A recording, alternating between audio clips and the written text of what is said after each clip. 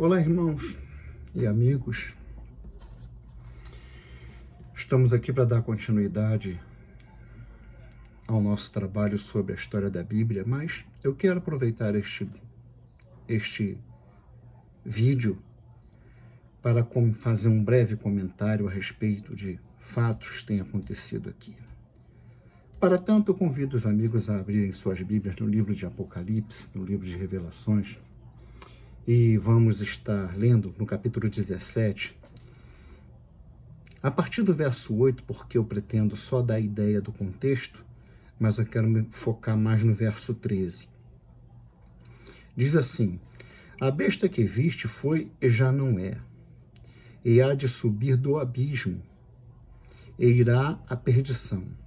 E os que habitam a terra, abre parênteses, cujos nomes não estão escritos no livro da vida desde a fundação do mundo, fecha parênteses, se admirarão vendo a besta que era e já não é, ainda que é. Aqui o sentido que tem sabedoria. As 7 cabeças são 7 montes, sobre os quais a mulher está assentada. E são também 7 reis, 5 já caíram, e um existe, outro ainda não é vindo. E quando vier, convém que dure um pouco de tempo. E a besta que era e já não é ela também o 8º, e é dos 7, e vai à perdição. E os 10 chifres que viste são 10 reis, que ainda não receberam o reino, mas receberão poder como reis por 1 hora, juntamente com a besta. E estes têm o mesmo intento, e entregarão o seu poder e autoridade à besta. Aqui é interessante porque fala de reinos, poderes políticos, militares, se estamos entendendo corretamente, que darão a uma figura que é descrita em face de sua forma de agir bestial, violenta, darão a ele o poder. Nós tivemos aí recentemente, um período recente da história do Brasil, a partir, se eu não me engano, de 2021, a soltura de Luiz Inácio Lula da Silva, criminoso preso, condenado em 3 instâncias, pelos crimes que havia cometido, e em determinado momento, solto, em ato contínuo, tornado elegível. E uma coisa que tem me deixado perplexo, tem me deixado muito admirado, mais do que eu pensava já estar, é a incapacidade do povo brasileiro de ler fatos.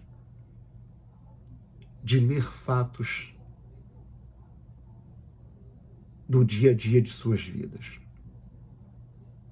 Eu vou só dar alguns exemplos da minha percepção, não sei, talvez alguém discorde. Nós tínhamos aí na pré-candidatura à presidência da República para as eleições de 2022, entre as figuras, a figura do ex-ministro Sérgio Moro. E nós sabemos muito bem que se tudo corresse como estava se delineando ali, aqui no finalzinho, perto do final da estrada, quem ficaria na disputa eleitoral no primeiro turno seriam 2 figuras: Sérgio Moro e Jair Messias Bolsonaro. Mas não era isso que se queria. Então, tomou-se providências para se tirar Sérgio Moro da corrida à candidatura ao Planalto. Ou tirar, ou convencê-lo a sair por vontade própria.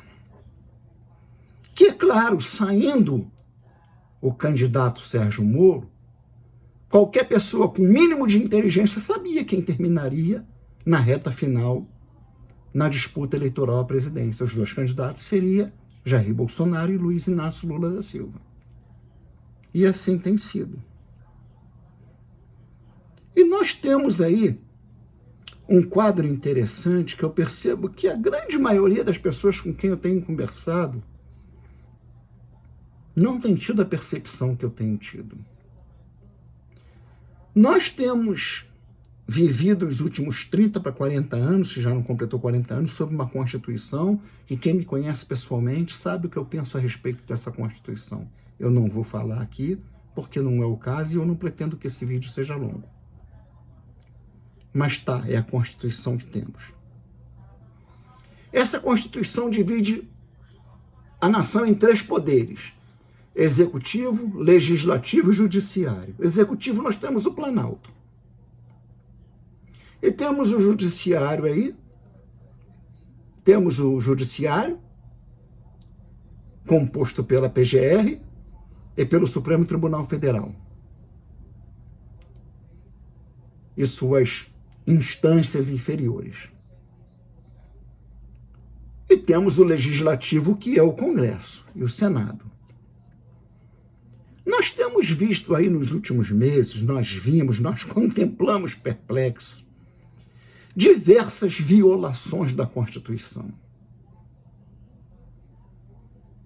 E depois de tantas decepções a partir da posse de Jair Messias Bolsonaro, a vergonha, a decepção, a flagrante decepção angustiante e perplexidade que tomou conta daqueles que, como eu, brigou por ele,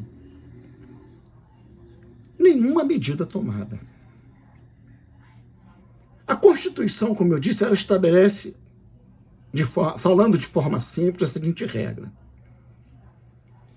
se um poder, por exemplo, o Planalto, viola as regras constitucionais, avança, por exemplo, sobre a linha divisória que delimita a sua esfera de poder contra o judiciário ou contra o legislativo, bom, o judiciário se pronuncia ao Congresso, ao legislativo, apresenta denúncia, pede a manifestação da Procuradoria-Geral da República, a PGR. Se a PGR apoiar, pode ser indicado pedido de impeachment. Visto de outra forma, se o STF desrespeita a Constituição e nesses desrespeitos ele pretende afrontar, enfraquecer e ou desmoralizar o executivo, o Planalto, alguém tem que se pronunciar. Nós temos aqui de um lado a PGR e do outro lado nós temos o Congresso. A PGR deve levantar o dedo e dizer, se manifestar por escrito ao Congresso e pedir que se avalie as decisões, as falas, as medidas tomadas pelo STF. Aconteceu isso? E o Planalto? Silêncio. Se o Congresso vê que o STF está fazendo coisas que não compete à sua alçada, e a PGR está em silêncio, está configurado um golpe de Estado. Principalmente se nesse contexto planeja-se, avança-se num processo de colocar na presidência da República um criminoso. Uma figura que durante o seu mandato presidencial foi denunciado por corrupção, inclusive por roubos, confirmado por ministros eleitos por ele, do partido dele, pessoas do seu círculo íntimo de convivência, como Antônio Palocci, por exemplo. O que se esperava? O que o cidadão comum como eu espera? Bom, está desenhado um golpe de Estado. que a Constituição prevê? Está se instaurando anarquia, ainda que não uma anarquia do povo fazendo saqueamentos de supermercado, atacando bancos, pessoas comuns. Criminosos nós temos visto fazer isso. O artigo 142. Reunir a Suprema Corte Militar, expor os fatos, pedir a avaliação e tomar as providências previstas na Constituição Federal.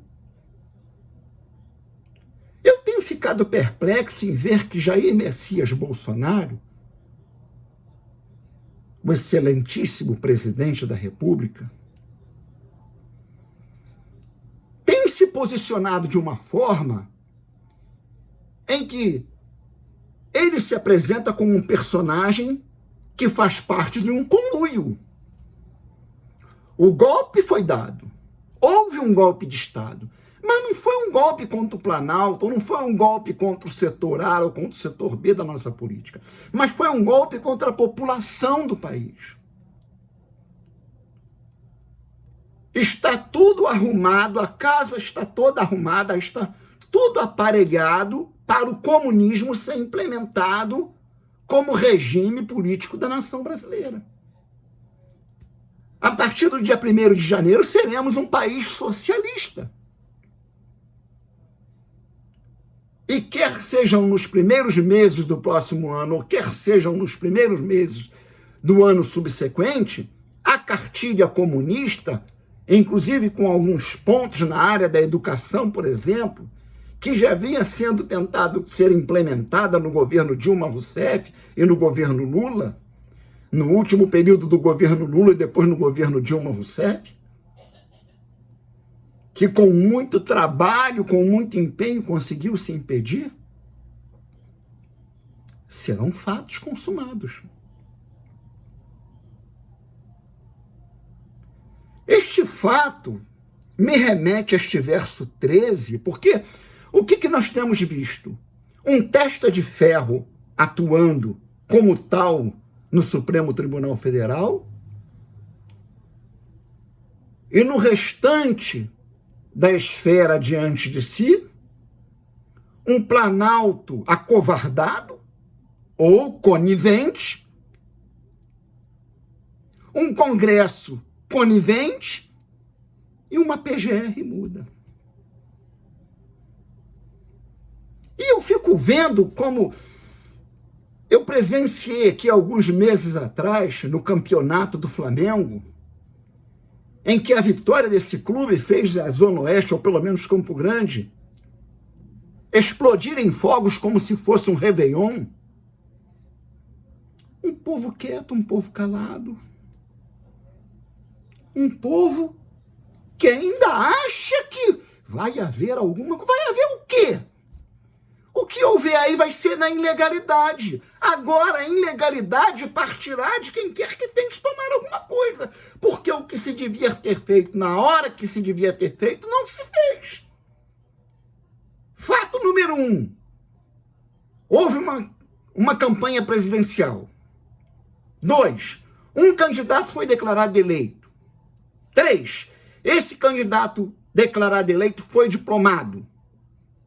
4. Ele tomará posse na próxima semana. O que se fizer aí será um golpe de Estado.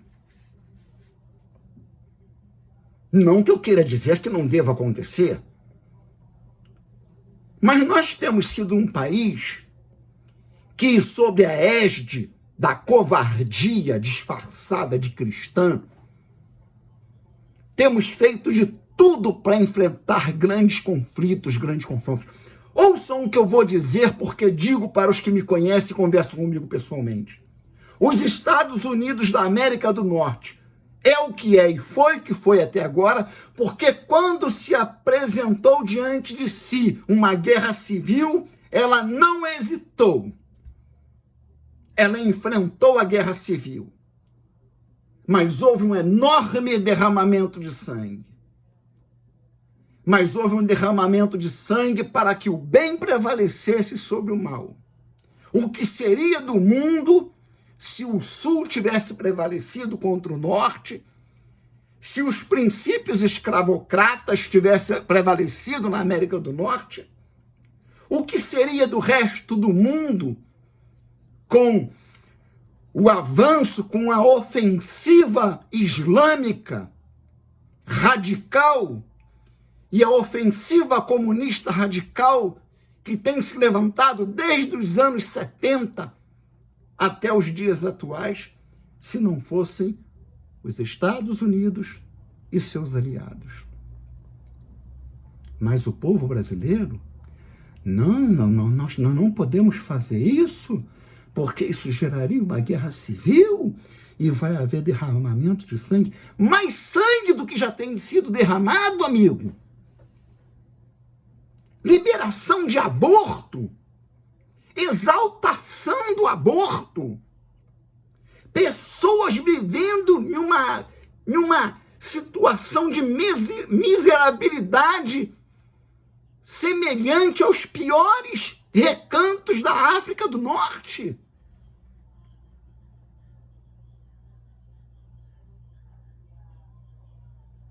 Isso tudo está acontecendo em um Brasil onde todos os poderes estão sendo colocados nas mãos de uma única esfera constitucional do Brasil, da República Brasileira, a saber, o Supremo Tribunal Federal. Há uma boa quantidade de meses, o Brasil tem sido governado pelo Supremo Tribunal Federal. E nos últimos meses, o Brasil tem sido presidido por Alexandre de Moraes, excelentíssimo ministro do Supremo Tribunal Federal. Eu deixo aqui esse versículo bíblico para que você que é crente ou você que assiste os vídeos reflita sobre isso. E agora vamos encerrar aqui e dar continuidade ao nosso assunto principal, que é a palavra de Deus.